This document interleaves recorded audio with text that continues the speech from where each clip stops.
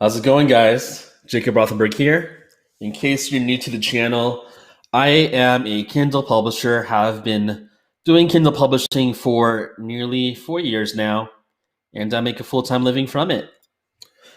So, yesterday was kind of wild.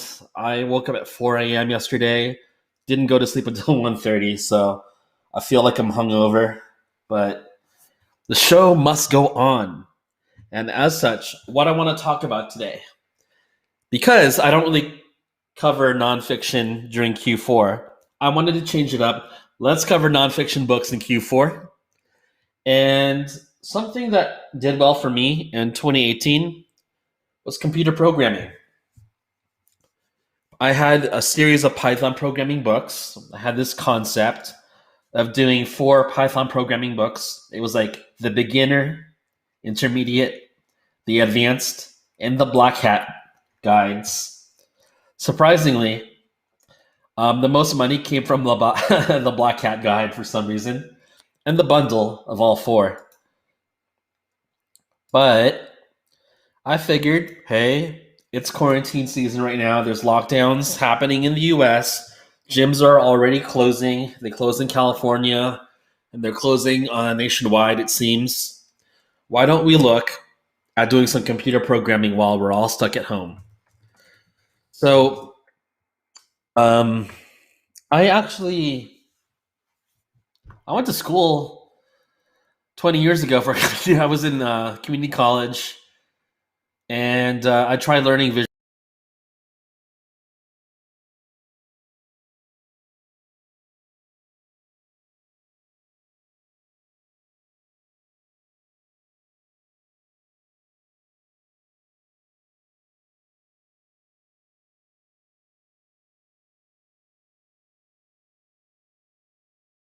Just saying, don't, if you're trying to do keyword research, don't go this short tail.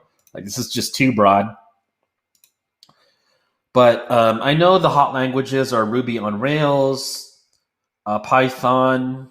There's, of course, other ones that are going to be doing well overall. But I think people nowadays, I don't want to speculate actually, but I know Ruby on Rails is super strong right now, along with Python. So, what I want to do is just check out some books. Let's say I'm going in here not having any programming knowledge and I'm just doing keyword research. That's not too far away from the truth. I'm just going to hang around the store and get some ideas.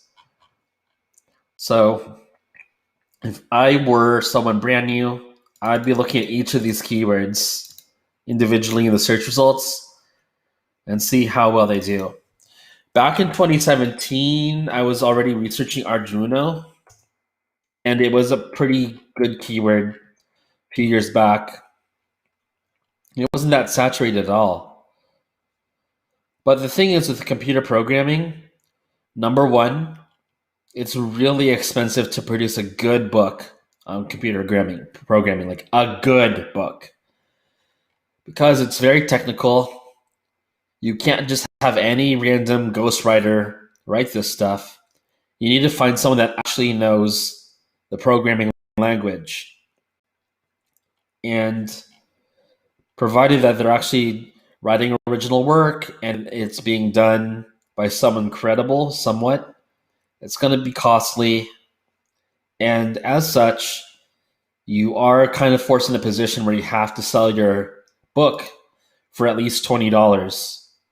It wouldn't make sense to sell a programming book for $8 with the cost that is required to get one produced. And so, along with that, if you go to any Barnes and Noble in person, like if you go to a real life store, there's tons of programming books, but they're all produced by big publishing houses. I remember actually going to the bookstore in 2018 just to like get keyword ideas. Not the best way of getting keywords, but I was naive. And programming books sell really well, but at the same time, super competitive. Let's do Ruby on Rails. Let's just get right to the chase.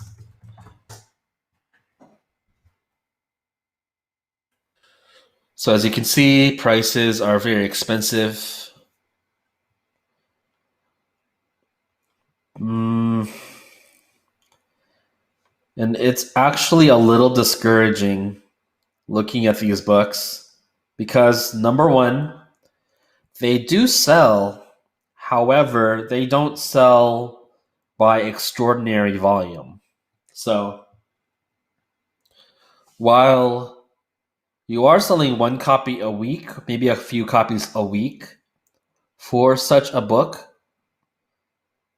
you are making like a big royalty, like $20, $25 royalty. So that can make it worthwhile if you're like clearing $100, $200 a week. That's not bad.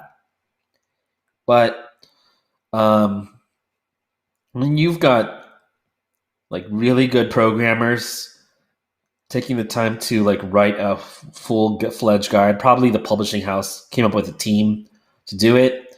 You can't really you can't go head to head with an 848 page guide. Like you've got to play from a different angle than trying to compete directly against a guide this long.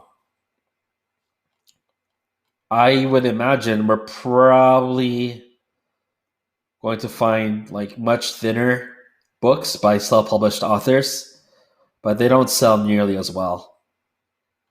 No way. And you can actually very quickly tell the quality of a cover and associate it with it being self-published. Like you just know comparing covers that this is not self-published. However, this is definitely self-published. This looks like it's self-published. Like the quality is just not there for the cover. That being said though, if you can just run ads, like I remember running ads pretty aggressively for computer programming, that's a good way to get visibility and sales. That being said, it's been a couple of years since I've done anything related to computer programming, so I don't know what the average cost per click is. I don't even want to guess. But the thing is, when you have something selling at a higher royalty, like this is probably making $12 ish per sale, you can get away with spending more on your bids because if you're making $12 per sale and you're paying like $1 per click, you need just 1 out of 12 clicks to convert to break even. Whereas if you're selling something in nonfiction, that's $1 per click on an ad, and it's something not technical, and you're selling it for like a royalty that makes you $5. That's a much tighter constraint to convert. This is system design. I don't even do I don't do system design. Never have done it. Yeah. Interesting. What is this even about?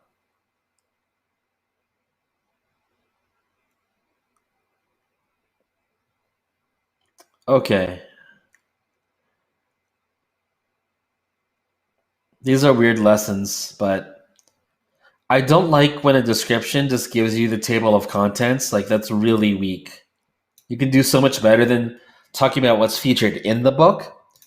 When you're writing a book description, you want to provide a sales pitch. So you're solving a problem, you're able to provide information that's going to give benefits and provide value.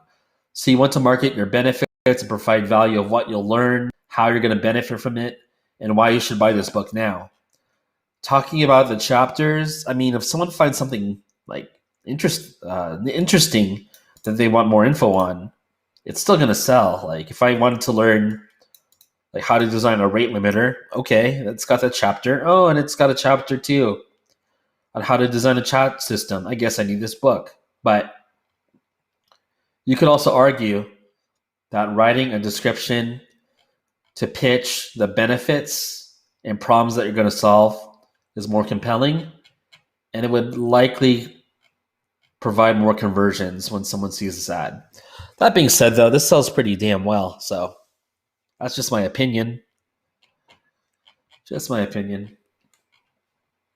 Let's see what this author has in the way of books. Just one. Nice. It's a one and done. I like it. Oftentimes I can tell in the interior if it was outsourced from a writing company. So far, it does not look like it at all.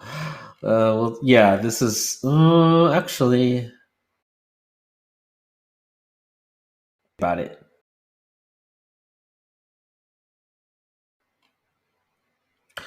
It doesn't look self. I mean, it doesn't look like it was outsourced from a writing company.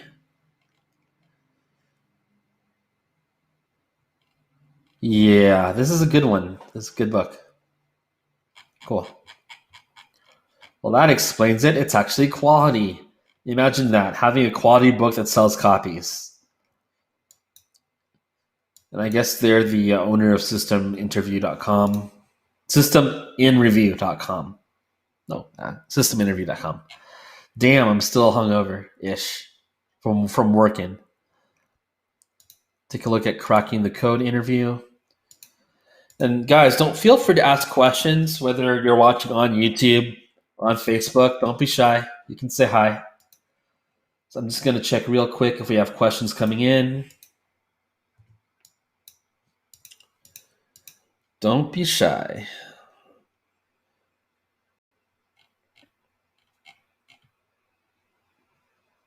Yeah, okay. Let's just sell out and look at Python programming. What's the state of it in 2020 on the Amazon store? I haven't looked in a year. So this, you can just tell right away if the covers are self-published, but it's good. Like, this is running ads, it's selling okay.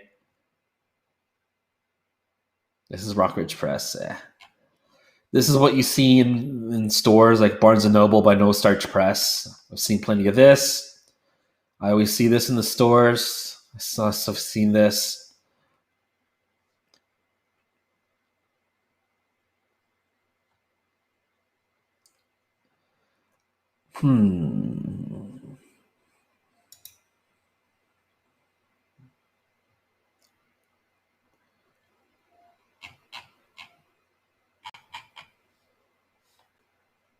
If you're okay doing a book that has a higher royalty but doesn't sell as much in volume, like if you're okay doing something this just to make an extra $200 a month, and you're like willing to wait 3 or 4 months to hit your ROI, I mean, it's an okay play. I'll tell you firsthand that it took me about. I thought that I flopped because I spent at the time over $2,000 to produce 4 books, which nowadays is pretty cheap. But I didn't make my return on investment until a year in, when I finally published the bundle, and I actually produced the audiobooks for programming books. And believe it or not, this doesn't make sense to me, but apparently audiobooks sell pretty well when they're teaching programming languages. Who thought that? Who would have thought? Okay, YouTube Live. Let me just check some stats here on the back end.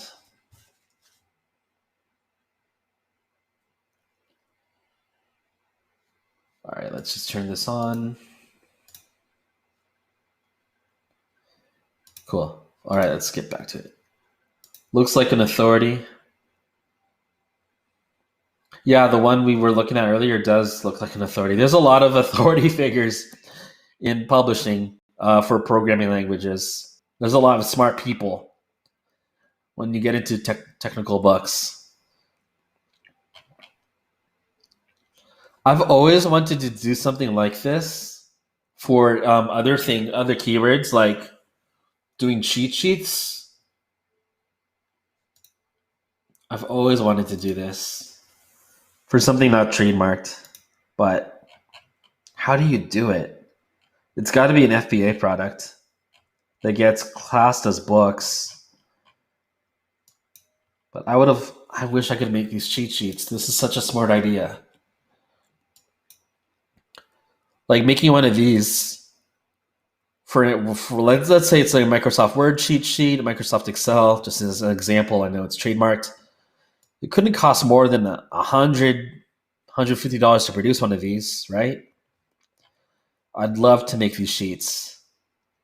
I just don't do FBA, and I don't want to do FBA.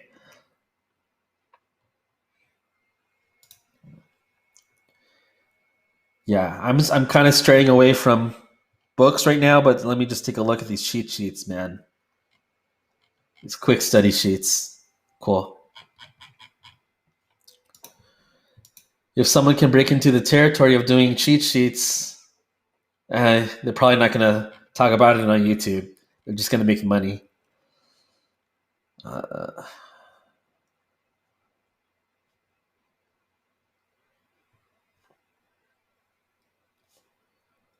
I mean, a lot of these books are the same. It's just that some do well, some get reviews because of being quality, and some don't. I think quality really matters in books. Like, if you want any degree of longevity, you can't just outsource from any ordinary writing company. You definitely don't want to hire from Fiverr. You got to find someone who knows their shit.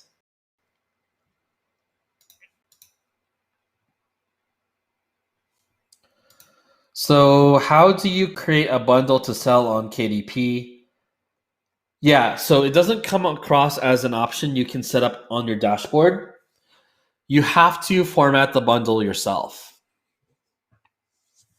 I've done plenty of bundles in nonfiction and especially fiction, so I'm pretty good at this.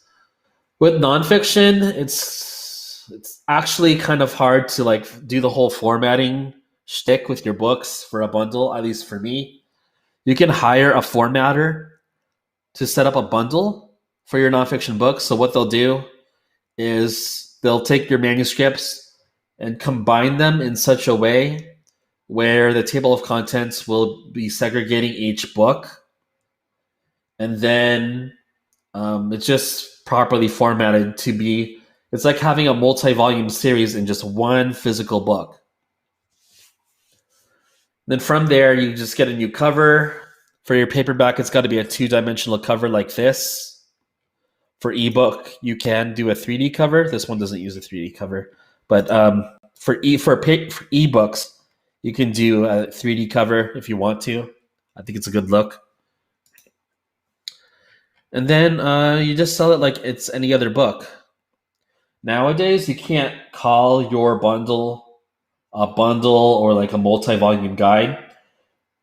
Customers have to know that they're just getting one physical book.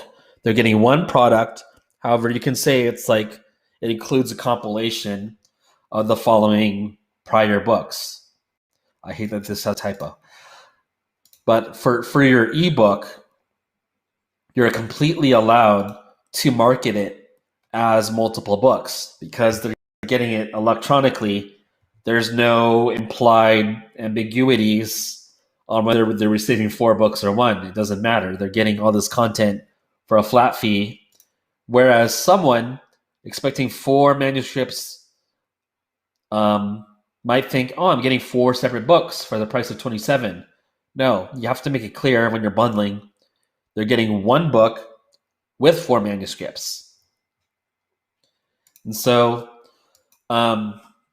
for me, the easiest way to format is to use Vellum. It's a software that I paid for to format my books for bundles especially. It cuts down the formatting time from like an hour to about 10 minutes for me. And honestly, for bundles for nonfiction, I would just, every time I did it, I would just use someone from Fiverr to create a bundle. It's just a pain in the butt otherwise, with all the issues that can come up. You'll see with like your page number, not having the page number on the title page of your second or third manuscript, it's a mess. So just get a formatter to do it. And you have to set it up yourself. KDP can't automate it for you. All right. Yeah, and audiobooks do actually well. for programming. Who would have thunk it? Who would have thunk it? Let's see how this one's doing. I'm just checking now. This one's selling okay. This one's a mechas.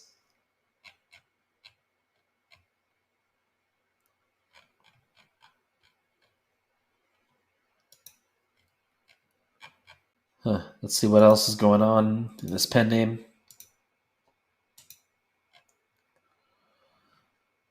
I don't really care much for the ebook version. Although ebooks for computer programming can do pretty well. Just not for this pen name. Okay. So 2 books are selling well and the rest are dead. As expected. Selling okay, not super well. And they're too cheap. These prices need to go up. Let's hop on over to another pen name. This is such a fake image.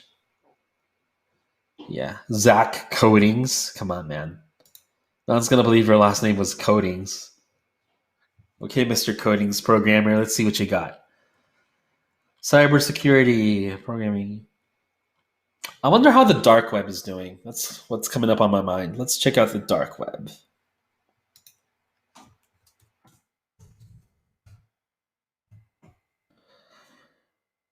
Yeah.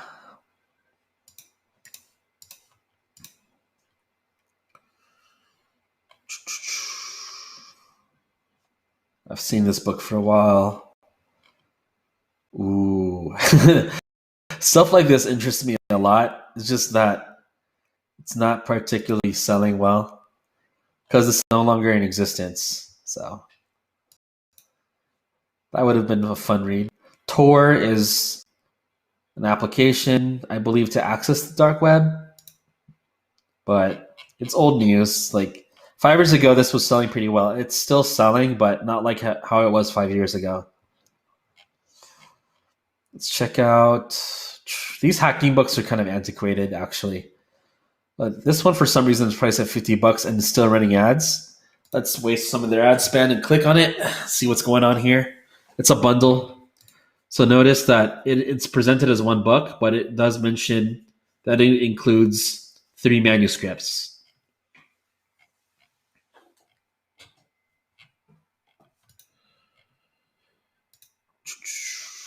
This is not how you do a description. Please format properly.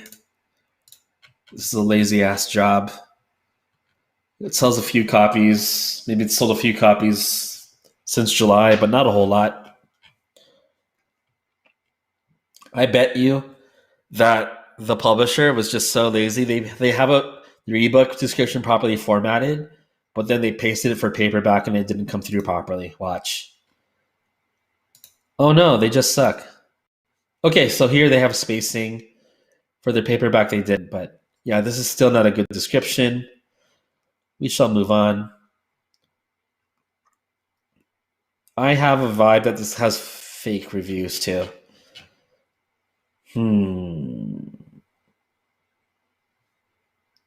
Yeah, so I know this book had fake reviews even before looking at the reviews because whenever your also bots show something completely irrelevant, customers who bought this ethical hacking book also bought vegetable gardening and growing mushrooms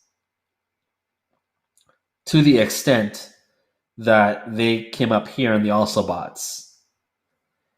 That is a red hot indicator that these books are review swapping. Review swapping is not cool. Doesn't give you benefits. The reviews suck. And the reviews disappear within a couple of weeks anyway. Yeah. Can't believe people still swapped it. It doesn't work. All right, back to computer programming. It's 10 o'clock. All right. I'm pretty burnt out, guys. I won't even lie. I'm probably going to watch a movie to chill and then get back to work after lunchtime. I'm really beat up from yesterday.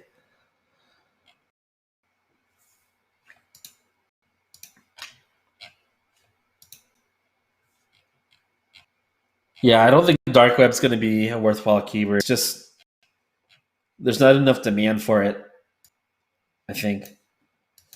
So what do we want to look at next? CSS is sold.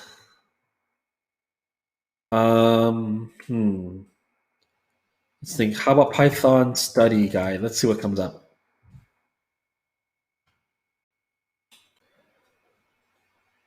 This book keeps coming up for whatever phrase I search for related to Python.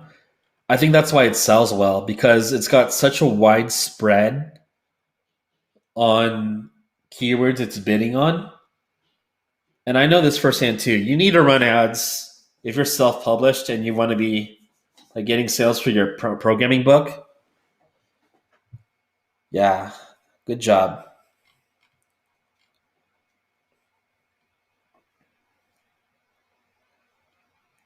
Wow, this is so old yet doing so well. It's quality.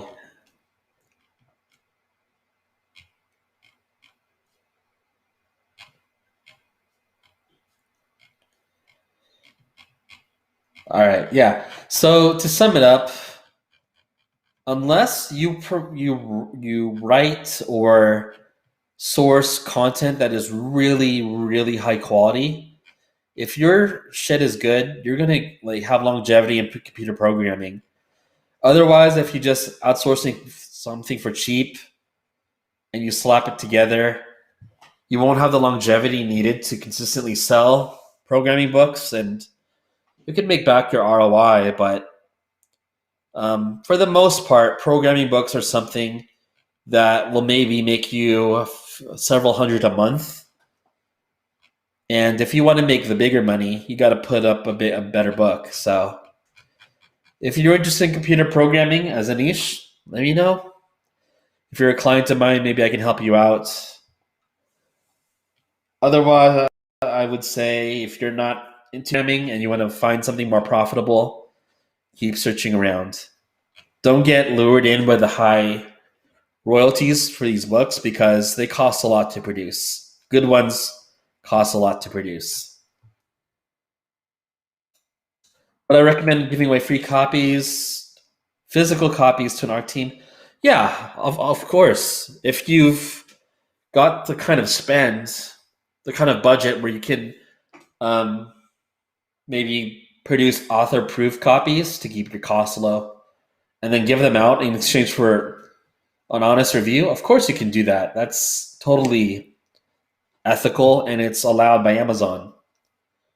So if that's something you're willing to do, by all means. So if that's something you're interested in, we'll talk about it. And the new program should be ready in a few days. It's actually technically 95% done as far as the first version, but there's a few more lessons I want to put in, and then it should be ready in about 2 or 3 days. So that's it, guys. I am gonna take a sabbatical for a few hours and then go back to work after lunch. So it's been fun. See you guys tomorrow.